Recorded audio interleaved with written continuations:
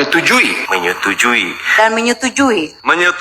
rancangan undang-undang Tentara Nasional Indonesia disetujui untuk disahkan menjadi undang-undang. Terima kasih.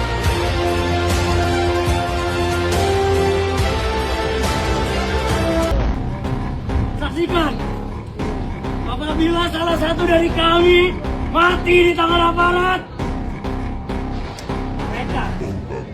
mereka pelakunya, mereka membunuh rakyat. Kembalikan TNI ke Barak. Kembalikan TNI ke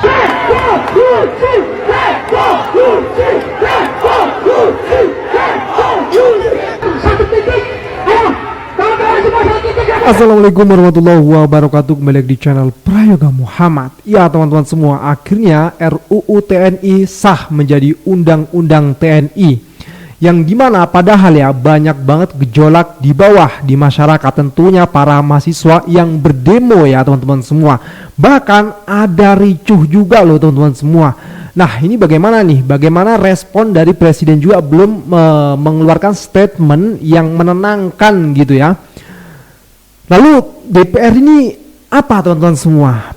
Dewan Perwakilan Rakyat atau bagaimana? Karena suara dari rakyat sendiri kok sepertinya dihiraukan. Padahal banyak banget penolakan, tapi tetap saja berjalan, ngebut dan akhirnya disahkan. Ada andil dari PDIP juga ya teman-teman semua ya. Puan Maharani sebagai ketua DPRD yang mengesahkan undang-undang tersebut gitu loh. Nah ini akhirnya banyak banget menuai konflik dan juga komentar daripada netizen guys.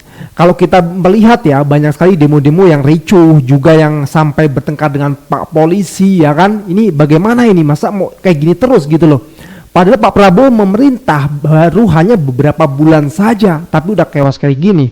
Oke teman-teman semua, kita langsung saja lihat ke videonya.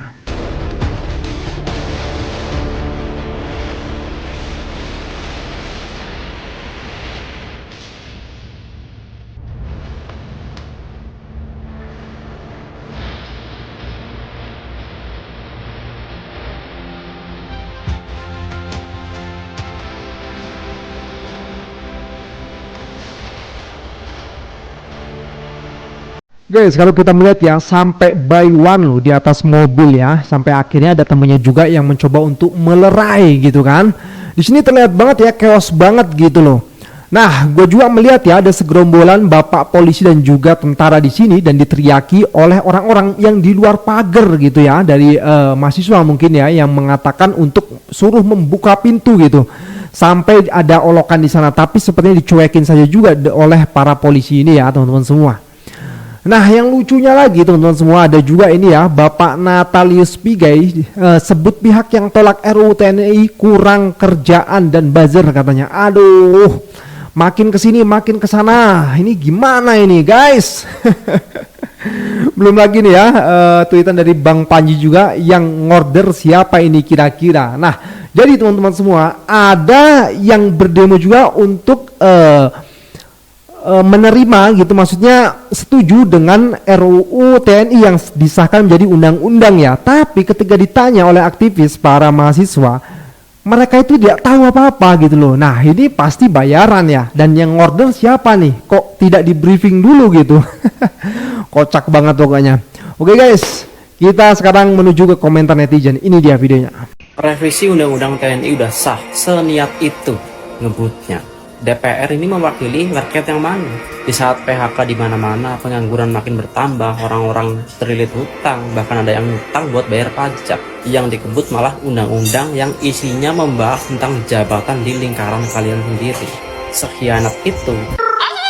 Disetujui untuk disahkan menjadi undang-undang.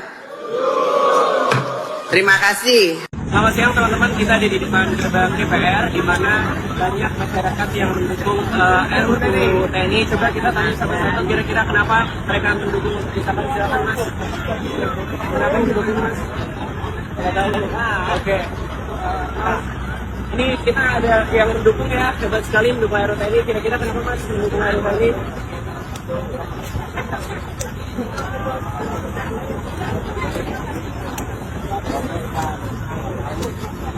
Gak apa-apa mas, dijawab aja gak apa-apa, santai aja. Tapi mendukung ya? Mendukung. Tapi tahu kenapa gitu ya? Oke, gak apa-apa. Sama ya, sama. Oke, siap. Prabowo melucu. TNI demi bisa saingi Polri. Emang bener? Guys, lagi-lagi ada dugaan nih untuk apa RUU TNI disahkan. Soalnya kok kayaknya buru-buru banget ya. Padahal ada RUU perampasan aset yang jauh lebih penting untuk berantas korupsi. Dugaan dari pakar hukum tata negara UGM yaitu Zainal Arifin Mokhtar, tujuan dari RUU TNI ini tuh buat saingi Polri guys. Menurut Zainal, posisi Polri sekarang tuh udah terlalu tinggi dan Prabowo perlu seimbangkan dengan revisi RUU TNI. Bagi Zainal, sebenarnya yang dibutuhkan TNI dan Polri itu bukan revisi undang-undang, tapi reformasi birokrasi buat perbaiki citra TNI dan Polri yang jelek di mata masyarakat. Menurut kalian, kecurigaan Zainal ke Prabowo ini bener apa nggak sih guys? Masa buat lawan Polri? Dulu katanya nolak, sekarang malah ikut ngedukung RUU TNI. Jadi ini alasan fraksi PDIP ikut terlibat dalam revisi RUU TNI. Ketua DPR Puan Maharani ngasih alasan fraksi partainya di DPR mendukung revisi UU nomor 34 tahun 2004 tentang TNI. Puan bilang kalau penolakan itu dulunya disampaikan Megawati sebelum RUU TNI dibahas bersama. Jadi fix nih ya, PDIP ngedukung nih. Menurut Puan, sekarang publik bisa melihat hasil pembahasan RUU TNI oleh panitia kerja. Puan juga menegaskan kalau kehadiran PDIP justru akan menjadi pengawas dan memastikan RUU TNI tidak ada yang keliru. Jadi nggak perlu khawatir dengan substansi RUU termasuk soal dui fungsi ABRI. Ya, memang seharusnya terbuka nggak sih? Jadi rakyat nggak punya kecurigaan. Jadi ada 3 nih pasal UU TNI yang dibahas, yaitu pasal 3 ayat 2 terkait dengan kebijakan dan strategi pertahanan, pasal 53 yang mengatur batas usia pensiun prajurit TNI, dan pasal 47 yang menyatakan kalau prajurit TNI aktif dapat menduduki jabatan di kementerian atau lembaga tertentu. Ya ini lebih baik lah ya daripada kemarin rapatnya diem-diem di hotel, mana hotel mewah lagi. Kalau pendapat kalian gimana tentang revisi RUU ini? Setuju? Coba tulis komen di bawah. Revisi UU TNI dibahas diam-diam, yang protes malah dipidana. Beberapa aktivis koalisi masyarakat sipil datang ke Hotel Fairmont buat nuntut transparansi RUU TNI. Tapi bukannya dapat jawaban, mereka malah dilaporin ke polisi. Tuduhannya gangguan ketertiban dan pencemaran nama baik. Lah, padahal kita bantu TNI beli celana dalam dengan anggaran 170 juta loh. Sementara itu, rapat tetap jalan, bahas perpanjangan usia pensiun TNI dan peran mereka di jabatan sipil makin luas. Tapi kok dibahas di hotel mewah, akhir pekan, dan tertutup. Yang aneh siapa? Rakyat yang nuntut transparansi atau mereka yang bisik-bisik ngurusin masa depan TNI di belakang publik?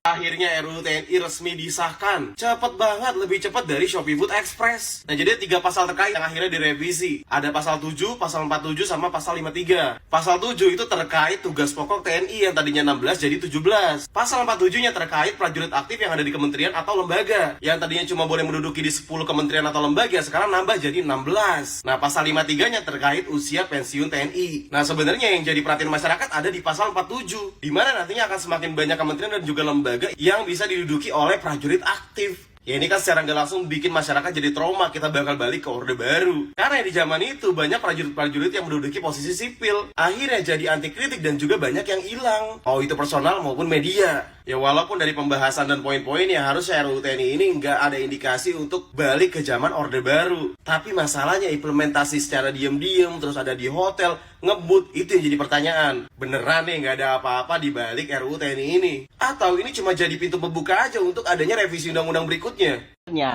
Komisi 1 DPR sepakat untuk membawa RUU TNI ke sidang paripurna. Nah, alhasil disahkan-sahkan juga pun banyak ditolak di kalangan masyarakat. DPR kita tetap ngotot untuk mengesahkan RUU tersebut yang tidak ada urgensinya sama sekali untuk masyarakat. Pertanyaannya, dia perwakilan siapa sebenarnya dan yang menggaji mereka itu siapa? Kan partai PDIP yang dulu sempat menolak sekarang menjadi motor untuk mengesahkan RUU tersebut. Waktu kemarin di pilkada kalian teriak-teriak PDIP menjadi oposisi, gua sudah bilang itu hanya untuk pelengkap saja agar terlihat di mata internasional kalau Indonesia masih ada oposisi yang pada akhirnya mereka sama saja, hanya pergantian posisi yang dimana dulu PKS di luar, PDI di dalam, hanya bertukar posisi, PKS yang di dalam, PDIP yang di luar, biar terkesan negara ini masih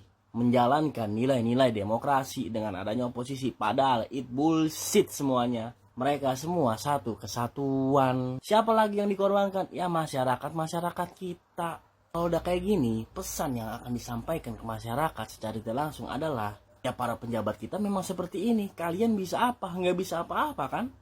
Itulah secara tidak langsung pesan yang ingin disampaikan oleh para pejabat kita. Dan faktanya memang begitu. Kalian tidak bisa apa-apa. Padahal mereka semua, kalian yang gaji. Ini kebodohan dasar masyarakat kita. Yang begonya lagi masih ada yang muja-muja. Cuy.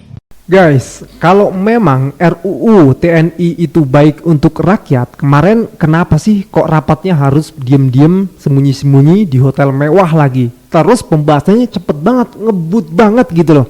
Nah, dari sini kita bisa melihat ya, berarti bisa juga dong untuk RUU perampasan aset menjadi undang-undang perampasan aset dengan kebut, cepet, dan bagus gitu loh. Nah, padahal itu yang diminta oleh kebanyakan rakyat Indonesia. Tapi kenapa per hari ini kok belum juga disahkan? Sebenarnya DPR ini Dewan Perwakilan siapa sih? Masa iya Dewan Perwakilan penguasa? Kan bukan gitu loh. Harusnya kan menjadi Dewan Perwakilan Rakyat. Di mana apa yang rakyat inginkan, ya itu yang dikerjakan gitu loh. Oke teman-teman semua, sekian dari gua Program Muhammad. Wassalamualaikum warahmatullahi wabarakatuh.